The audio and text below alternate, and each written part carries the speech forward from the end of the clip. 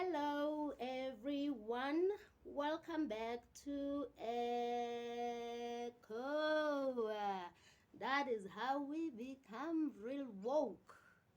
Yes, my name is Empress Taloa, and I'm happy to have you again. And I hope so far, so good.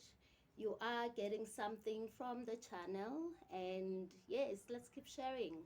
Um, the Facebook group is up and running now, so please do go and share and share. I look forward to engaging with you further there. Yeah, and hope we can build a community of echo, right? From the, remember? Remember the center, the core, remember? Yeah. So the last video we spoke about synchronicities. So one of the things that block synchronicities is fear. So remember I told you about my book, and I told you that my book, the message in my book is fear is the pandemic. Okay, so in this video I would like to explore that a little further. I don't know if you guys know a scientist called, I think he's from Japan. I stand to be corrected, and his name is Dr. Imoto. Dr. Imoto has done studies that prove that when we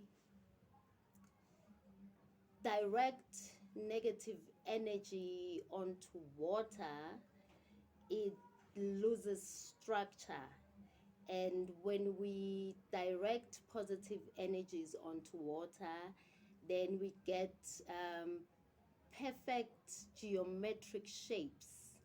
And I mean, you've seen in the previous videos, I always have these images. The first two videos, I'm wearing a t-shirt with the same pattern. This is the flower of life. So we will, at a later stage, delve into the flower of life and find out what it's all about. I know some of you and don't really resonate with this information. Some think it's satanism or whatever. So I'm not about that. All I know is that this is frequency. This is life in its essence at the core. But we can talk about that at a later video. Right now, I would like to speak about fear and love. So, like I said, feel free to go and research Dr. Imoto. There's a lot on the internet that he has shared. There's also a lot of critics on his work. So, once again, like I said, if it resonates, you take it, you move with it, okay? The message that I'm trying to share, or that I am sharing by sharing the example of Dr. Imoto's work, is to show you that higher vibrations, or the vibration of love, actually affects or helps us to affect things. Remember, I said we are no longer going to be affected, right? We affect things, situations, and everything else, right? So, one of the ways that we affect is through the vibration of love. So, people would like to know about the different vibrations. What is a low vibration? What is a high vibration? So, all emotions, all feelings stem from only two. So, these two are fear and love, or bad and good, high vibrations and low vibrations, right? And there's been evidence that proves that um, love as a higher frequency actually helps us to manifest better in our lives. We manifest a better, a more positive reality when we vibrate um, with the frequency of love. So, yeah, I just wanted to share that information with you. I do speak about that also in my book. Um, I have this image. Some of you may have seen it on the internet. I did get it from the internet from a website called http me.me. Yes. Yeah, that's what the website is called. I am going to also just insert towards the end of the video, I will insert a little clip that I found that speaks further about this information that I'm sharing with you. So I know some people speak about toxic positivity, right? And I understand all of that. And it does happen that some individuals just seem to be always positive, but without considering maybe their reality, you know. But what I'm talking about is actually based on scientific evidence, biological evidence, and it is part of the quantum theory that the observer affects what is observed, right?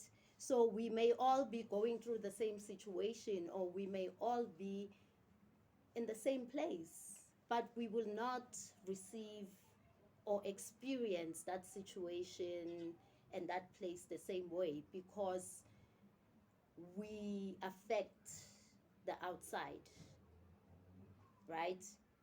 Our beliefs, our traumas, our lessons, life lessons, they sort of determine how or what we see outside of ourselves.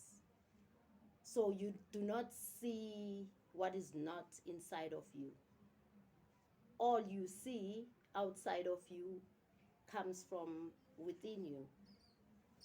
Yeah, digest that for a little bit.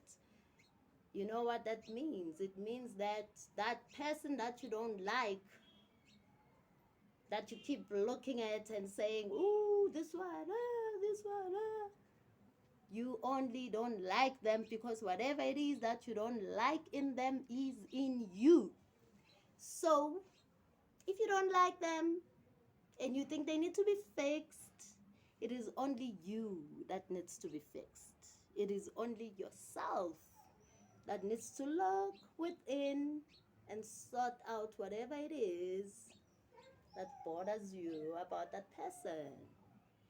Can I give you an example? Like when you like a particular car, don't you see it everywhere? You see it like everywhere you go, right? Yeah. And when you're pregnant, ladies, you start seeing every pregnant lady around you. Imagine. So that's just how the mind works, guys. Okay? So let's stop doing this and start doing this. Right? The mirror to ourselves so we can see what is happening inside, because what is happening inside determines what happens outside. So this is not the last time we speak about this topic. We will speak about this topic more at a later stage. But do please share your views on this topic. On the Facebook group, I will share other channels that you guys can watch to get more information about this topic. And yeah, let's grow together. Let's seek together. Let's support each other. Let's stop pointing fingers, right? would like to see a better world for our children. For those of us that have children, we would like that. But it will not happen if we all just sit around and wait for things to happen, wait for the government, wait for the church, wait for who, for our parents, right? Let's take initiative.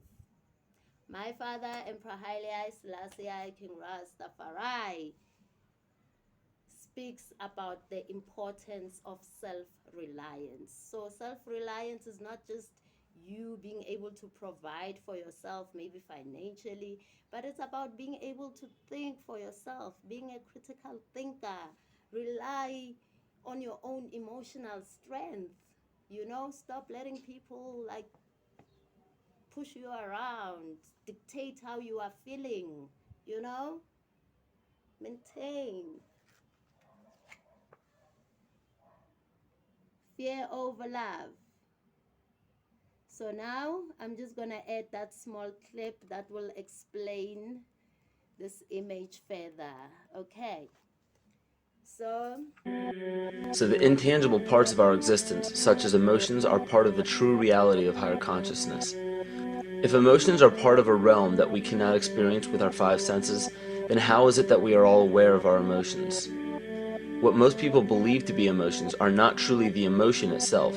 What we are experiencing is the physical manifestation of these emotions. Anger causes disturbance in the psyche, which manifests itself in the ego. These manifestations cause the heart rate to increase, body temperature to rise, and spawn many other physical traits that signify anger. Just as music from the radio is a physical manifestation of an intangible signal, our experience of emotion is the physical manifestation of an intangible signal as well. It has been shown that our emotions have a vibratory frequency to them. Furthermore, there are only two emotions that humankind experiences: fear and love. All other emotions branch either directly or indirectly from these two emotions. Fear has a long and slow frequency vibration to it, while love has a very rapid and high frequency. To show that vibration is the very foundation of existence, Hans Jenne developed what is known as cymatics in the 1940s to show that when vibrations of sound are passed through a form of media, there is a set pattern that will follow.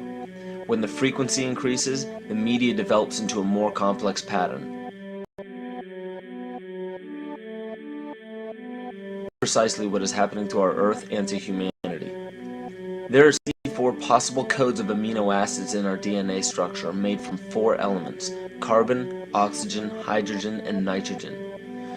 By any means of logic, we should have all 64 codes activated within our DNA structure. Yet we presently only have 20 active codes. And these 64 possibilities, it appears that only 20 of these codes are turned on right now for us, the 20 amino acids. There is a switch that turns off and turns on where those coding sites lie, and that the switch for that turning off and turning on is what we call emotion. And this is the first time that we've ever seen the patterns of emotion directly physically linked to human genetic material. Well, fear is a long, slow wave of emotion. So this wave of fear is a long, slow wave and touches relatively few sites on this DNA. So an individual living in fear is limited to the number of antennae that they have available to them, whereas an individual living in the pattern of love, this is love in DNA, you can see it's a higher frequency, shorter wavelength. We have many more potential sites for coding along that genetic pattern. The information, this is amazing. This is the first time we've ever had a hard digital link between emotion and genetics. so yeah, guys, I hope that short clip actually clarified to you guys what I was trying to explain. You can also research Dr. Joe Dispenza. Yes, he's a neuroscientist, and you can check out his work to get further clarification. And for those of you who want evidence, because we know that we have those that want hard evidence before they start understanding something, you can follow that work. So for now, thank you very much for tuning in and for watching my video. I will see you next time. And don't forget, if it resonates, feel free to subscribe and to like and to also click on the notifications icon so that you can be aware when we post new content on the channel. So for now, guys, be good, be great, and don't stop to echo. That is how we become real woke. See you soon.